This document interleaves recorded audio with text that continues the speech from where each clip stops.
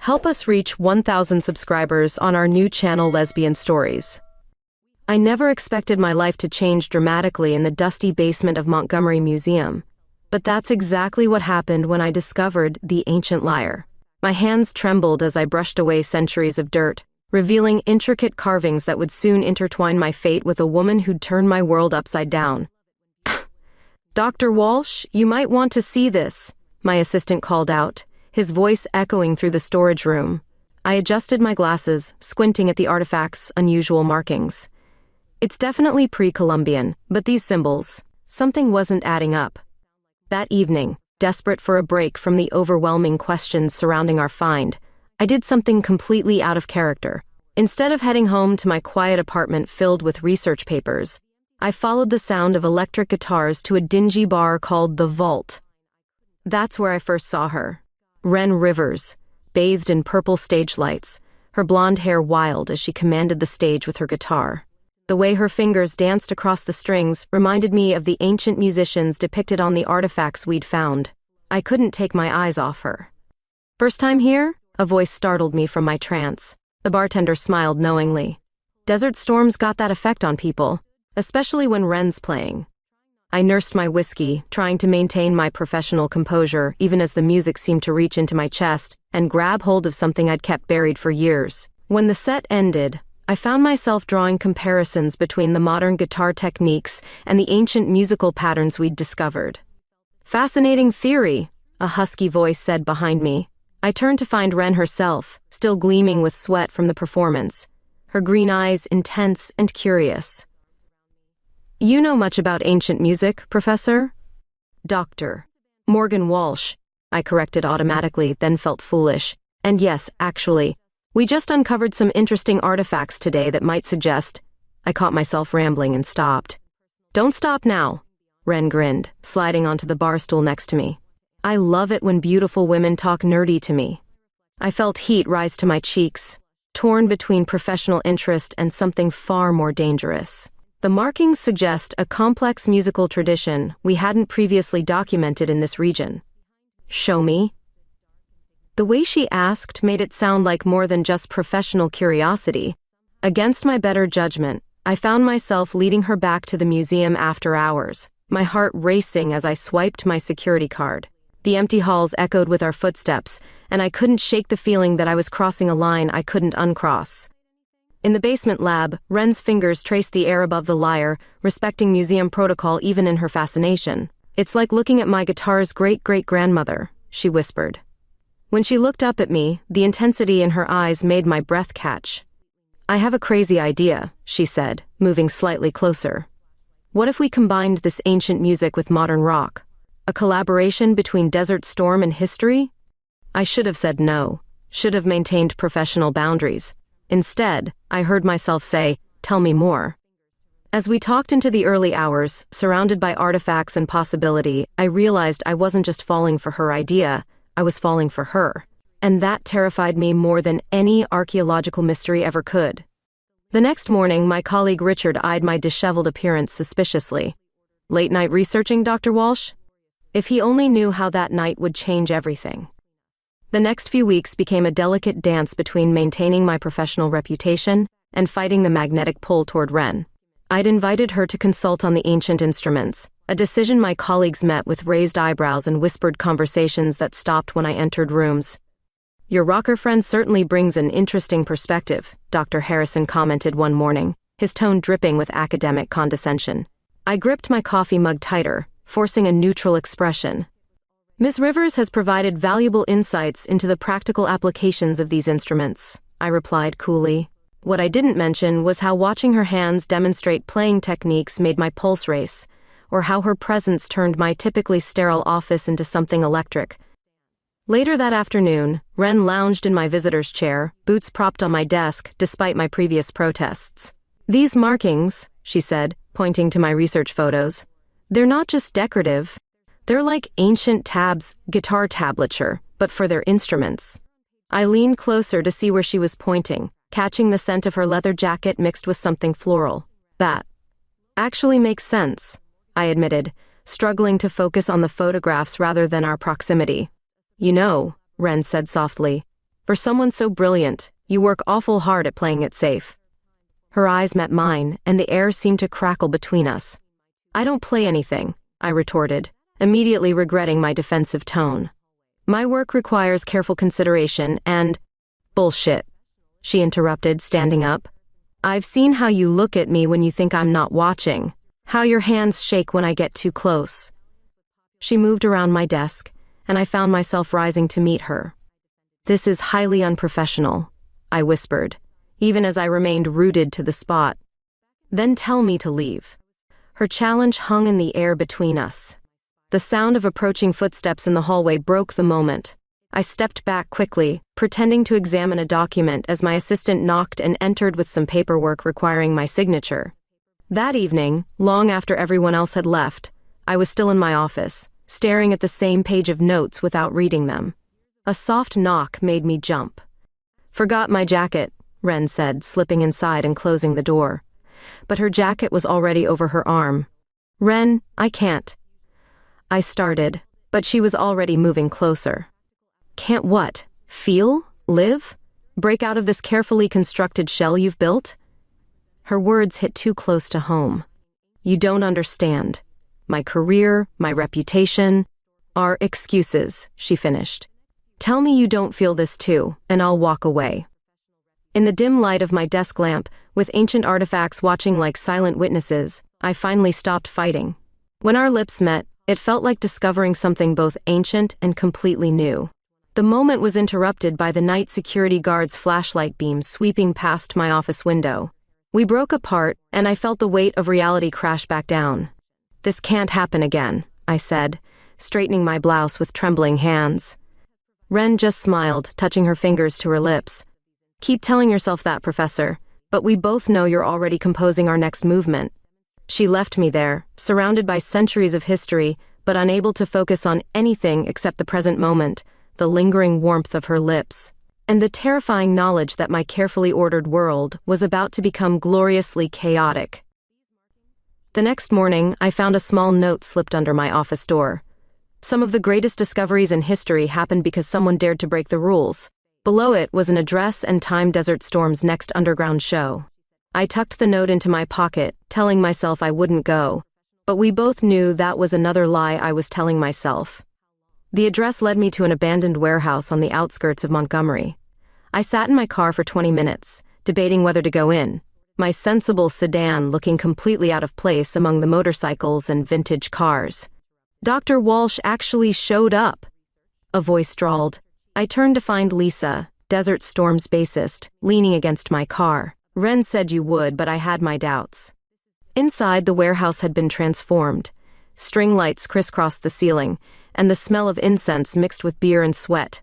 I felt painfully overdressed in my work clothes, but Ren's face lit up when she spotted me. You made it, she bounded over, guitar still strapped to her back. Think of it as field research, contemporary musical anthropology. The music was nothing like I expected. Desert Storm played complex arrangements that reminded me of ancient modal scales. I found myself taking mental notes, drawing parallels between their sound and the markings on our artifacts. Want a private tour of the scene? Ren appeared at my elbow during their break, offering her hand. Against my better judgment, I took it. She led me through hidden doors and secret passages, explaining how the underground music community operated. Every city has spaces like this, she said, where people can be themselves without judgment. We ended up on the warehouse roof, the city lights spreading out before us. Ren pulled out her acoustic guitar, playing a melody that made my heart ache. That's similar to the pattern on the lyre, I said, surprised. The progression is almost identical too. The carvings you showed me? She smiled. I've been studying them. Music doesn't change as much as we think it does. The human heart still beats the same rhythm. Later that night, Ren suggested an impromptu visit to the museum. I want to show you something, she insisted, her eyes sparkling with mischief. Using my security clearance felt wrong, but I was past caring. In the quiet galleries, Ren's boots echoed on marble floors as she led me to the ancient instruments display. Listen, she whispered, pulling out her phone. She played a recording of Desert Storm's latest song, then pointed to the markings on the ancient drum. Same pattern, different century. Her enthusiasm was contagious. I found myself explaining the historical significance, getting lost in the connections between past and present. When I looked up, Ren was watching me with an intensity that made me forget what I was saying. "God, you're beautiful when you're passionate about something," she murmured, stepping closer. The security camera's red light blinked in the corner, but I couldn't bring myself to care. When Ren kissed me this time, it was different from our office encounter, slower, deeper, filled with promise. A distant door slammed, making us jump apart. "Night guard," I whispered, pulling her into a hidden alcove. We stood pressed together in the darkness, trying not to laugh as footsteps passed by. "This is insane," I breathed once the guard had moved on. "I'm risking everything, my career, my reputation." "Maybe that's exactly what you need," Ren replied, tucking a strand of hair behind my ear. "When was the last time you felt this alive?" The truth was, I couldn't remember. Years of careful academic pursuit had left me successful but hollow. Now, standing in a dark museum with a rock star's arms around me, I felt more connected to the ancient artifacts than ever. "Come to band practice tomorrow," Ren said as we finally left the museum. "No pressure, just be there." I nodded, already knowing I'd go. The lines between professional interest and personal desire were blurring beyond recognition, and for once in my life I didn't want to analyze it. Walking to my car, I caught my reflection in a window. Cheeks flushed, hair slightly messed up, looking nothing like the proper Dr. Walsh. Instead of fixing it, I smiled, humming one of Desert Storm's songs under my breath. Behind me, the museum stood dark and dignified, holding centuries of secrets. Now it held one more, and somehow that felt right. Band practice was held in a converted garage that smelled of stale coffee and cigarettes. I stood awkwardly in the corner, clutching my leather briefcase like a shield, while the band set up their equipment. "Ever played anything?" Lisa asked, adjusting her bass strings. "Piano, years ago. For classical training," I admitted. Ren's head snapped up from her guitar tuning. "Classical training? Why didn't you tell me?" She grabbed my hand, pulling me toward their keyboard setup. "Show us what you've got, Professor." My fingers hovered over the keys, muscle memory from years of practice flooding back. Without thinking, I began playing a Bach piece, but somehow it morphed into something else, something that matched the rhythms we'd found carved into those ancient instruments. "Holy shit," Ren whispered. The whole band had stopped to listen. "Do that again, but this time." She played a guitar riff alongside my improvisation, and suddenly the music transformed into something entirely new. Hours passed like minutes. We experimented with combining classical structures and rock progressions, creating a sound that seemed to bridge centuries. I forgot about being Dr. Walsh, forgot about professional boundaries and academic reputation. "You're a natural," Ren grinned, her face flushed with excitement. "You have to join us for the next show." Reality crashed back. I couldn't possibly. The museum board would. "Dr. Walsh?" A familiar voice cut through the music. Standing in the doorway was Janet Peterson, one of the museum's most conservative board members, looking utterly scandalized. My heart stopped. She must have followed me, suspicious of my recent behavior. "Mrs. Peterson, I can explain. This is research for—" "Save it," she snapped. "Emergency board meeting tomorrow morning, 9 a.m. sharp." She turned on her heel, leaving behind a silence heavier than any bass line. "I'll lose everything," I whispered, panic rising. "My career, the research grant." Ren stepped forward, but I backed away. "Don't. This is exactly what I was afraid of." Back in my office that evening, I was frantically preparing my defense when a knock interrupted my spiral. "We're closed," I called out. "It's me." Ren's voice was soft. "The security guard let me in. Said something about you needing dinner." She set down a paper bag that smelled of Thai food. "I'm not letting you face this alone."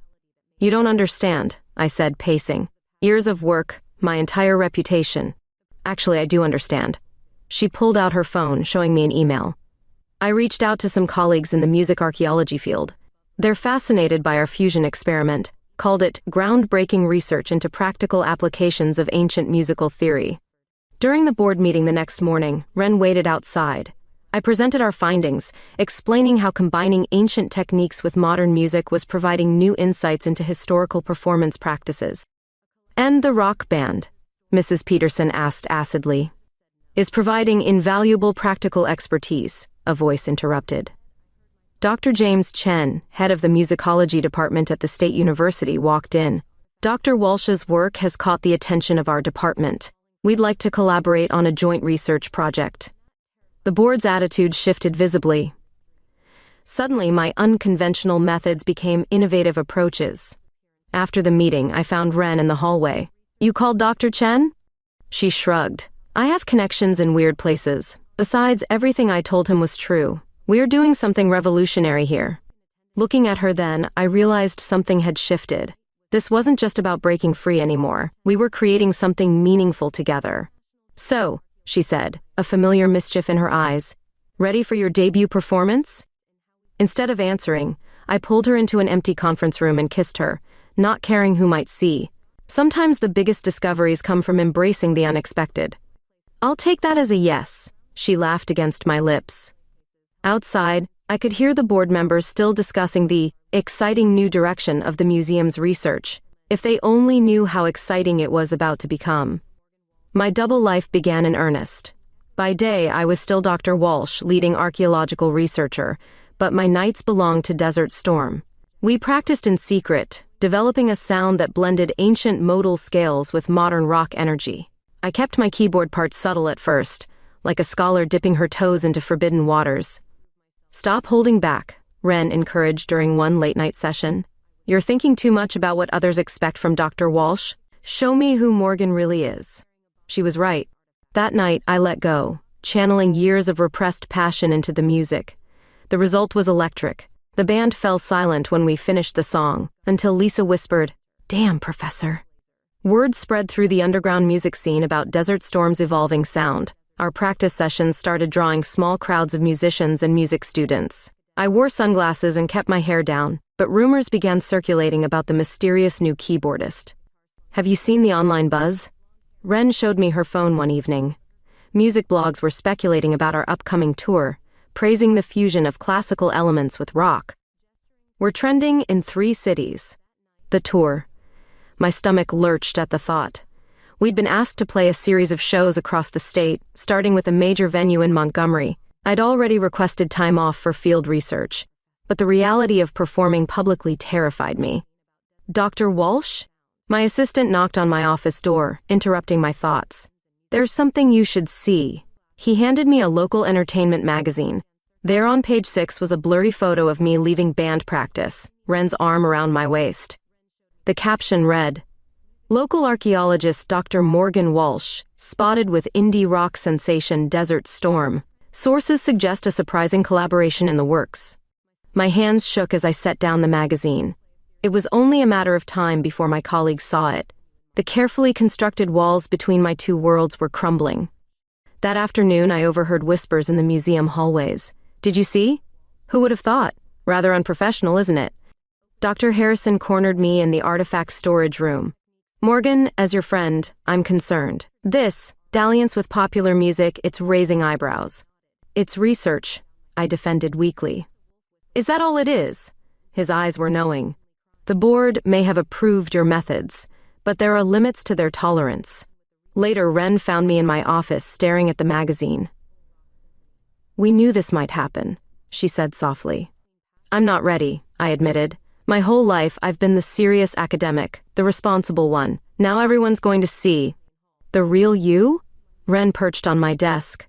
"The brilliant woman who can translate ancient musical notations and rock a keyboard solo? The one who makes my heart race every time she walks into a room?" I looked up at her, this beautiful chaos that had stormed into my life. "What if I fail?" "Then you'll fail being authentically you. Better than succeeding at being someone else's version of you." She was right, of course. That evening, during practice, I ditched my usual conservative blouse for one of Ren's band t-shirts. When I played, I didn't hold back. The next morning, Dr. Chen visited unexpectedly. I braced for criticism, but instead, he smiled. "I heard your rehearsal tape. The way you're interpreting those ancient patterns. It's revolutionary. You're not concerned about the rock elements? Music evolves, Dr. Walsh. Perhaps it's time academia did too." As he left, I caught my reflection in the window. My hair was messy, my clothes less than professional, but my eyes were bright with purpose. The woman in the glass wasn't just Dr. Walsh anymore, but she wasn't just Desert Storm's keyboardist either. She was finally completely me. That night, Ren and I celebrated by sneaking into the museum after hours. Among the ancient instruments, we played a quiet duet, her guitar and my humming merging with centuries of musical history. "Ready to tell the world who you really are?" she asked. Looking at our first tour poster, my name now officially listed as a band member, I nodded. Let them talk. We're making history. The day of Desert Storm's headline show arrived with an ultimatum. Dr. Harrison stood in my office doorway, his expression grave. "The board wants you to choose, Morgan. Either you're a respected archaeologist or a rock musician. You can't be both." I stared at the contract renewal papers on my desk, then at the museum staff photo hanging on my wall. 15 years of dedication captured in one formal portrait. "When do they need my answer?" I asked, my voice steadier than I felt. "By tomorrow morning." He paused. "For what it's worth, I think they're wrong." Hours later, I stood backstage at the vault, watching through the curtain as the venue filled beyond capacity. Music journalists, academics, and curious locals packed the space, all wondering about the archaeologist who'd crossed over to rock. Having second thoughts? Ren appeared beside me, already in her stage clothes, leather pants, and a vintage t-shirt that made my heart skip. About a dozen per minute, I admitted. I'd chosen a black blazer over a band shirt, trying to bridge my two worlds. The board can wait, she interrupted. Tonight isn't about them. It's about the music we've created together. The lights dimmed, and the crowd's energy shifted. Lisa and the others took their places, and Ren squeezed my hand before grabbing her guitar.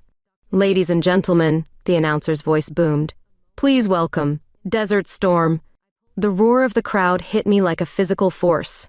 Ren launched into our opening riff, and muscle memory took over as I joined in. The melody we'd crafted wove ancient patterns through modern rhythms, building to something entirely new. I caught sight of familiar faces in the audience, museum colleagues, board members, even Dr. Chen, all watching with varying degrees of shock and appreciation. But as the music flowed through me, their opinions mattered less and less. Halfway through our set, Ren stepped up to the microphone. "Tonight, we're making history," she announced. "Dr. Morgan Walsh isn't just an archaeologist studying ancient music. She's helping us bring it back to life." She nodded to me, and I began the solo we'd been practicing in secret. My fingers danced across the keys, weaving classical training with rock energy, centuries of musical evolution compressed into minutes. The audience fell silent, then erupted. In that moment, I wasn't choosing between two worlds. I was creating a new one. After the show, still buzzing with adrenaline, Ren pulled me into the green room. "That was incredible," she whispered, pressing me against the door. Her kiss tasted of sweat and triumph. A knock interrupted us. "Dr. Walsh?" It was Dr. Chen. "A moment?" Ren squeezed my hand and slipped out. I straightened my blazer, preparing for another ultimatum. Instead, Dr. Chen smiled. "I'm starting a new research program at the university, contemporary applications of historical music. We need someone who understands both worlds. Are you offering me a job?" "I'm offering you freedom to be both the scholar and the artist. The university's more progressive than the museum board." Later that night, Ren and I lay tangled together in her apartment, the city lights painting patterns across her ceiling. "So, Professor," she murmured, tracing patterns on my skin, "ready to really break the rules?" I thought about the contract renewal sitting unsigned on my desk, about Dr. Chen's offer, about the way the audience had responded to our music. "You know what?" I pulled her closer.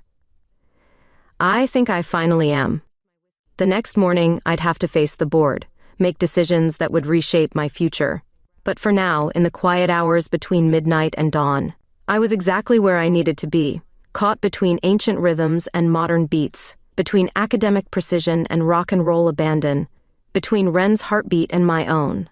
Outside, a street musician played something that could have been classical or could have been rock. The lines were blurring everywhere.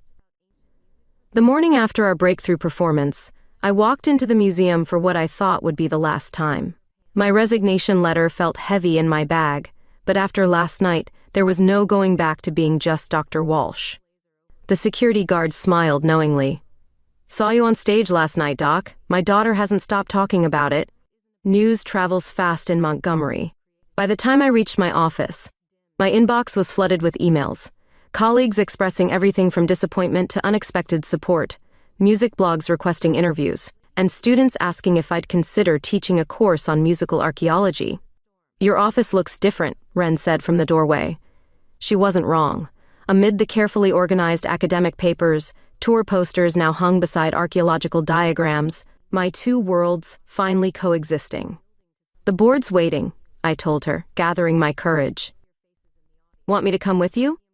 I shook my head. "This part I need to do alone."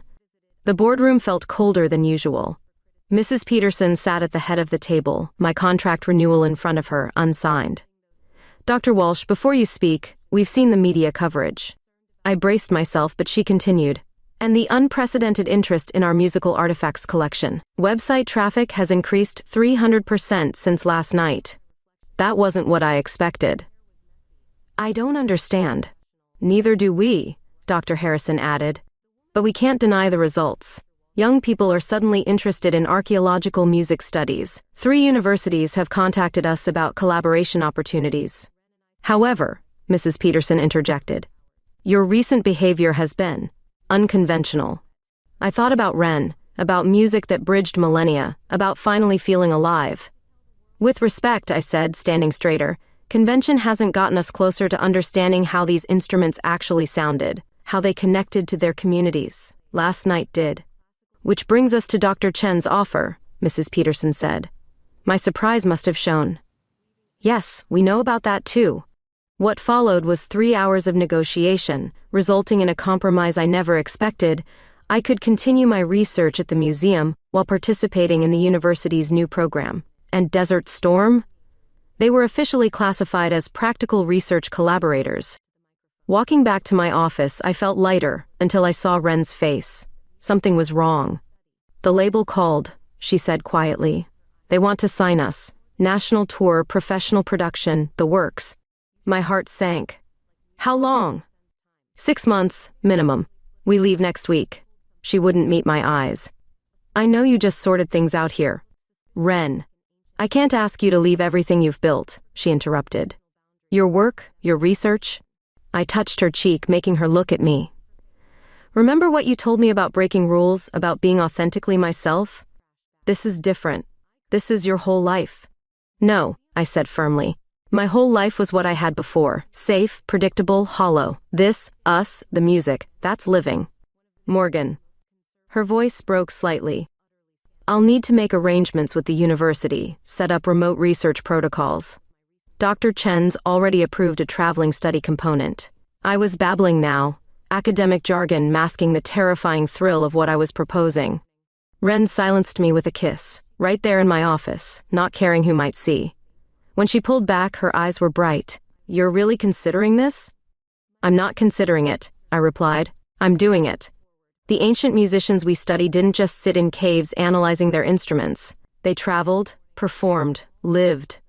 Later that evening, I stood in my apartment, looking at my carefully organized life. Books lined the walls, degrees hung in perfect alignment, everything in its proper academic place. My phone buzzed with a text from Ren. "Band meeting tonight, bring your wild side." I smiled, already reaching for my keys. The degrees could hang crooked for a while. I had some living to do. Packing up my office the next day, I found an old photo of myself from graduate school, young, serious, desperate to prove myself to the academic world. "You have no idea what's coming," I whispered to her, tucking the photo away. The security guard winked as I left, carrying a box of books and artifacts. "Rock on, Doc," he called after me. I laughed, realizing I finally could. 1 year later, I stood backstage at the Montgomery Performing Arts Center, adjusting my blazer, now adorned with subtle archaeological patches, over a vintage Desert Storm shirt.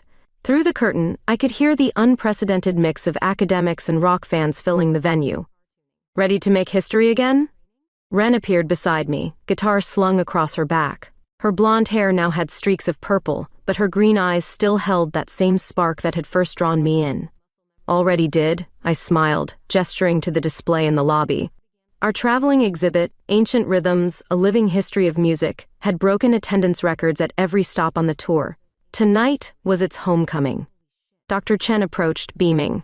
The International Journal of Archaeological Science wants to publish your findings. They're calling it a paradigm shift in how we study ancient musical cultures. Tell them they'll have to wait. Ren grinned. The doctor's about to perform. The house lights dimmed, and I took my place at the keyboard. Around the stage, carefully positioned display cases held the ancient instruments that had started it all, now part of our living, breathing performance. Ladies and gentlemen, the announcer's voice boomed. Please welcome Dr. Morgan Walsh and Desert Storm, presenting Echoes Through Time, a musical archaeological journey. The show began with traditional archaeological footage projected behind us, showing the original discovery of the lyre. As the images played, I started with a classical piece that morphed into something more primal, more alive. Ren's guitar joined in, weaving ancient patterns through modern riffs. In the front row, I spotted Mrs. Peterson, trying to hide her foot tapping. Next to her, Dr. Harrison was openly filming with his phone. Even my old graduate school advisor had flown in, sitting among teenagers in band t-shirts. Halfway through the set, Ren stepped up to the microphone. A year ago, a brilliant archaeologist broke all the rules to prove that music isn't just something we study, it's something we live. She turned to me, her eyes soft. Morgan, you didn't just help us understand ancient music. You showed us that love, like music, transcends time.